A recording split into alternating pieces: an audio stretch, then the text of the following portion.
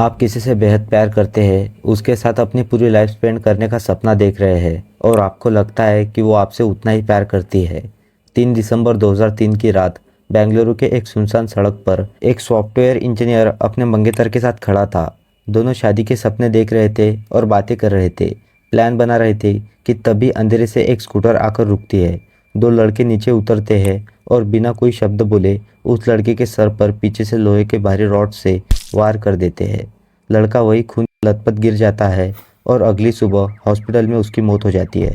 पहली नज़र में ये एक नॉर्मल लूटपाट का मामला लग रहा था, लेकिन जब पुलिस इस केस की डीप में जाती है तो उन्हें कोई वेपन या आई विटनेस नहीं मिलता, बल्कि उन्हें मिलता है एक ऐसा क्लू जिसने पूरे देश को शॉक कर दिया था।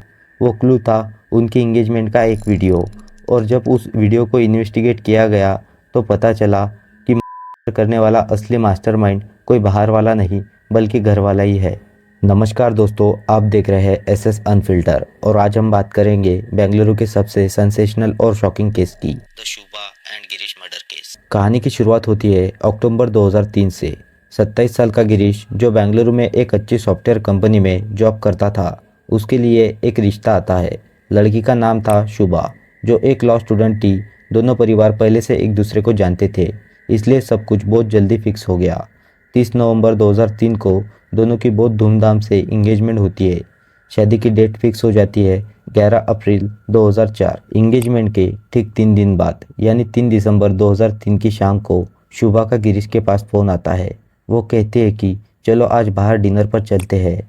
गिरीश खुश हो जाता है। वो अपने स्कूटर निकालता है, शुभा को पिकअप करता है और दोनों टीजीआई फ्राइडेज रेस्टोरेंट पहुंचते हैं। वहाँ डिनर करने के बाद रात करीब 9:30 बजे शुभा जिद करती है कि उन्हें इंदिरा नगर कोरामंगला रिंग रोड के पास एयरव्यू पॉइंट पर जाना चाहिए, जहां से प्लेन्स आते जाते दिखते हैं।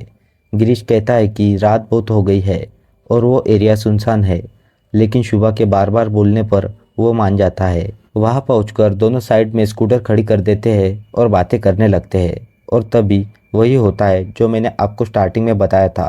एक स्कूटर आती है और पीछे से गिरीश के सर पर लोहे के रॉड से अटैक किया जाता है। शुभा चिल्लाने लगती है, रोती है। तभी वहाँ से एक बुजुर्ग कपल अपनी ऑल्टो कार से गुजर रहे थे। वो रुकते हैं, गिरीश को कार में बैठाकर मणिपाल हॉस्पिटल ले जाते हैं। लेकिन अगले दिन यानी 4 दिसंबर 2003 की सुबह 7:45 पर डॉक्टर गिरीश को डेड डिक्लेयर कर देते हैं। अब एंट्री होती है इंस्पेक्टर केवी नानाया की। पहली नज़र में उन्हें भी लगा कि ये एक रॉबरी की कोशिश थी और रेसिस्ट करने पर उन्होंने मर्डर कर दिया। लेकिन जब उन्होंने शुभा से पूछा कि क्या तुमने हमलावरों के चेहरे देखे हैं, तो शुभा बार बार अपनी बयान बदलती रही। इंस्पेक्टर नानाया को डाउट हुआ। उन्होंने परिवार से एक अजीब डिमांड की, मुझे इनकी इंगेजमेंट की वीडियो और फोटोज़ चाहिए। और जब पुलिस ने उस वीडियो को बार बार फ्रेम बाय फ्रेम देखा तो उनको एक बड़ा क्लू मिला। वीडियो में जब भी कैमरा शुभा के सामने आता, वो आर्टिफिशियली तरीके से मुस्कुरा रही होती, लेकिन जैसे ही कैमरा थोड़ा दूर हो जाता उसके फेस से स्माइल गायब हो जाती। वो अचानक बहुत सीरियस हो जाती और पूरे वीडियो में वो गिरीश से डिस्टेंस मेंटेन कर रही थी। पुलिस का डाउट अब कंफर्म हो चुका था। उन्होंने शुभा के मोबाइल की कॉल डेटा रिकॉर्ड्स यानी सीडीआर निकलवाई और यहाँ पर सबसे बड़ा बॉम्ब फटा। साल 2003 में जब मोबाइल फ़ोन बहुत रेयर होते थे, उस वाली रात शुभा के फ़ोन से एक ही नंबर पर 73 बार बात हुई थी और 100 से ज़्यादा मैसेज भेजे गए थे। वो नंबर था अर्जुन वर्मा का, जो शुभा के ही लॉ कॉलेज का एक जूनियर स्टूडेंट था। पुलिस ने बिना देर किए अर्जुन को ट्रैक किया और उसे इंटरोगेशन के लिए बुलाया। शुरुआत में अर्जुन ने ना कहा कि मैं उस रात बेंगलुरु में था ही नहीं, मैं बाहर गया था। पुलिस के पास उस वक्त कोई डायरेक्ट प्रूफ नहीं था, इसलिए उन्होंने अर्जुन को जाने दिया। लेकिन उसका फ़ोन सर्विलेंस पर डाल दिया गया था और वही हुआ जिसका पुलिस को इंतज़ार था। पुलिस स्टेशन से निकलते ही अर्जुन ने पहला फ़ोन शुभा को किया। वो घबराया हुआ था। उसने कहा, मैंने पुलिस को बोल दिया है कि मैं शहर में था ही नहीं। अगर तुमसे पूछे तो तुम भी यही बोलना।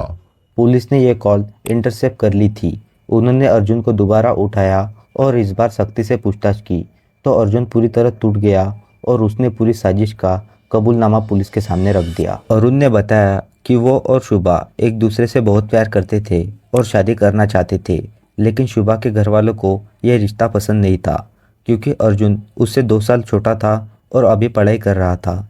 इसलिए उन्होंने ज़बरदस्ती गिरीश के साथ उसकी एंगेजमेंट फिक्स कर दी थी।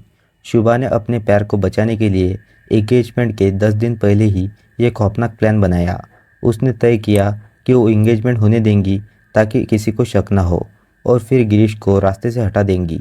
इस काम के लिए अरुण ने अपने बड़े भाई दिनेश की मदद से एक लोकल क्रिमिनल जिसका नाम ए वेंकटेश था उसे पैसे देकर हायर किया। घटना के रात शुभा रेस्टोरेंट से लेकर उस सुनसान रोड तक हर एक मिनट का लाइव लोकेशन अपडेट अरुण को टेक्स्ट मैसेज के थ्रू दे रही थी। जैसे ही वो स्पॉट पर पहुंची उसने मैसेज किया वी आर हियर और फिर अरुण और उसके कॉन्ट्रैक्ट किलर ने आकर अटैक कर दिया। पुलिस ने शुभा को अरेस्ट कर लिया। केस अदालत में चला और साल 2010 में कोर्ट ने सारे कॉल रिकॉर्ड्स, फॉरेंसिक एविडेंस और शुभा की संयुक्त सहेली हेमा की गवाही ने, जिसने बताया था कि शुभा ने एंगेजमेंट वाले दिन ही कहा कि मार दूंगी उसे, उसके आधार पर चारों अपराधियों को गिल्टी माना। कोर्ट ने शुभा, अरुण, दिनेश और वेंकटेश को उम्र कैद की सज़ा सुनाई और साल 2014 में अपील के दौरान शुभा को बेल भी मिल गई थी। अब आते हैं इस केस के सबसे इम्पोर्टेंट पार्ट पर। इस पूरे इंसिडेंट ने कई सवाल खड़े कर दिए हैं जिसका जवाब हमें समझना होगा। अगर शुभा इस शादी से खुश नहीं थी तो उसके पास सच बोलने का ऑप्शन था। हाँ, रिश्ता टूट जाता, परिवार थोड़ा नाराज़ हो जाता और समाज में थोड़ी बड़ी बातें होती, लेकिन एक मासूम की जान बच जाती। लेकिन यहाँ पर दूसरा एस्पेक्ट उन परिवार वालों का भी है। जब बच्चे आपको क्लियर बोल रहे हैं कि वो किसी और से प्यार करते हैं तो उनको सामाजिक प्रतिष्ठा के चक्कर में उन पर ज़बरदस्ती प्रेशर क्यों बनाया। अगर उस दिन घर वालों ने जिद ना करी होती तो शायद आज गिरीश जिंदा होता और उनका परिवार बर्बाद ना हुआ होता। आपको क्या लगता है इस पूरे क्राइम का सबसे बड़ा जिम्मेदार कौन है? वो लड़की की अंधी जिद या परिवार का वो गलत प्रेशर? अपनी राय कमेंट में ज़रूर शेयर कीजिए और आपको ये डीप इन्वेस्टिगेशन कैसी लगी कमेंट में ज़रूर बताएं। वीडियो पसंद आया तो लाइक और शेयर कीजिए। मैं मिलता हूँ आपसे कल और एक मुद्दे के साथ। और हाँ, एसएस अनफिल्टर को सब्सक्राइब करना मत भूलना। जय हिंद।